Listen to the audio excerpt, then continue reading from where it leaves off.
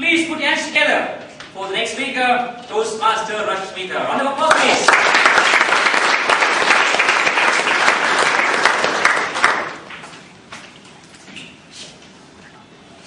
What is the best pleasure for you in your life?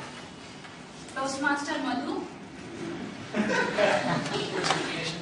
Perhaps earning a lot of money. Okay. Toastmaster Tony? So visiting a lot of places. Okay. For some, the best pleasure for them is sitting with their girlfriend or boyfriend in the park.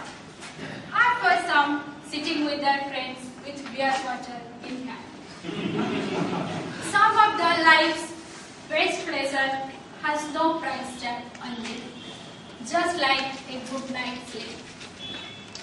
Curling up in the bed after a long day and waking up feeling completely relaxed in the following morning. That is voted as the best little pleasure of life as per Telegraph report. Good evening, Mr. Toastmaster, fellow Toastmaster and distinguished guest. Good evening. You cannot beat the feelings of good night's sleep after a very long hard day. And that feelings even become more better when you wake up feeling fresh and back to your normal self in the following morning. We do not have to always do something extraordinary to make our day great. Sometimes small things has more impact to make the day grateful. Sleeping is the naturally recurring relative state of suspended state of sensory and motor activity, characterized by the partial or total unconsciousness of our muscular activities. How do we know it's time to sleep? We all have internal circadian clock that gives a clue to our mind when it's time to sleep. And that circadian clock is very sensitive to light and time of day. That's why a very good bedtime routine and dark place is very necessary for good sleep. Apart from that, a chemical messenger called adenosine, it builds up in our body as we are busy in consuming energy throughout the day.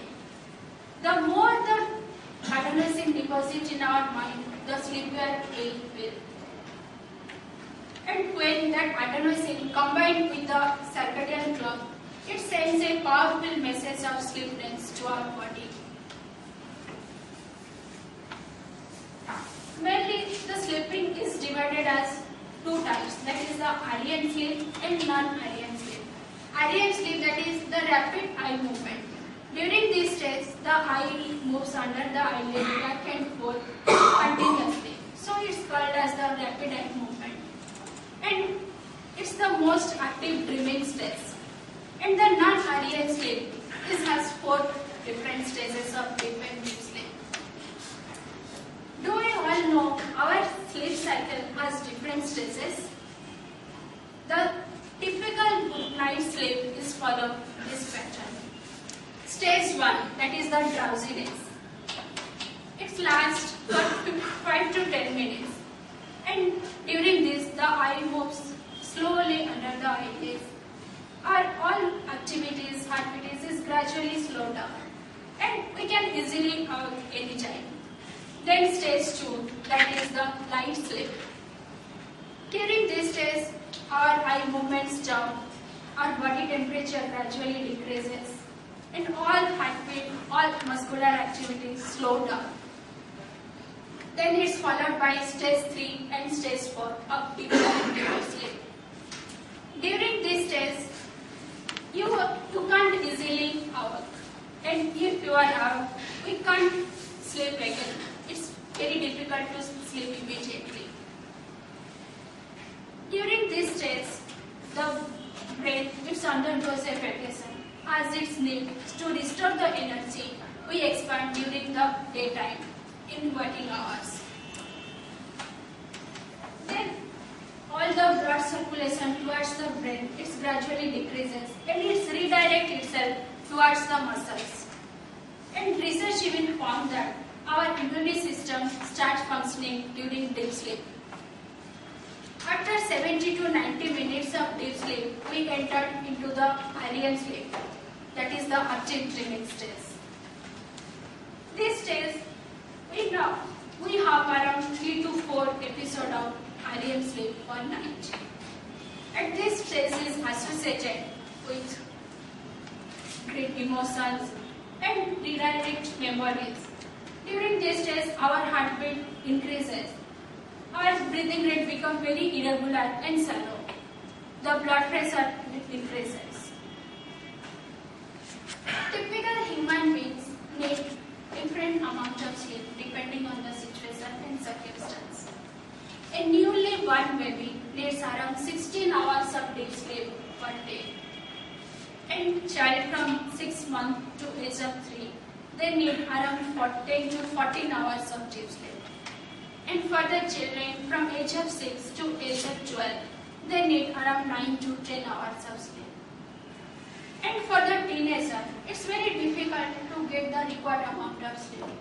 Not because of their busy schedule. Their body is biologically programmed for that. They want to wake up later. They want to stay later in the midnight and wake up later. That doesn't go with their school timing. And for the adult, 8 to 9 hours of sleep is the best amount of sleep. What will happen if we don't sleep? As we all know, sleep benefits our mood, our memory and concentration. The more we sleep, the better we feel. Sleep also helps to regulate the nervous system, immune system and rhythm development. That's why for children, the good amount of sleep is very important. And sleep also organizes our brain to archive the memories. In night, while sleeping, we don't do anything. So we don't consume the energy. And it helps in restoring the energy. Okay, let's come to some tips how we improve our sleep.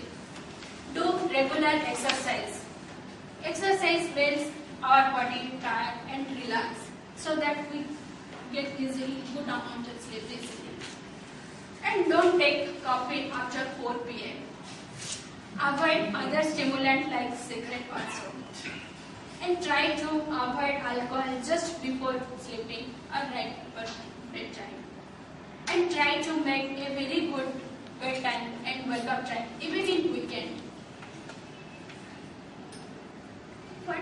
What we all know that sleep benefits to our mood and our body to feel refreshed and relaxed for a new day. The best time to sleep is 8:30 p.m. Unfortunately, I am here in the Toastmasters meeting. And finally, I might sleep until 11:30 or 12 p.m. But I am very determined I will change my pattern in the coming days. And I am sure you all will try to change your bedtime after hearing to my speech. Over to Toastmasters.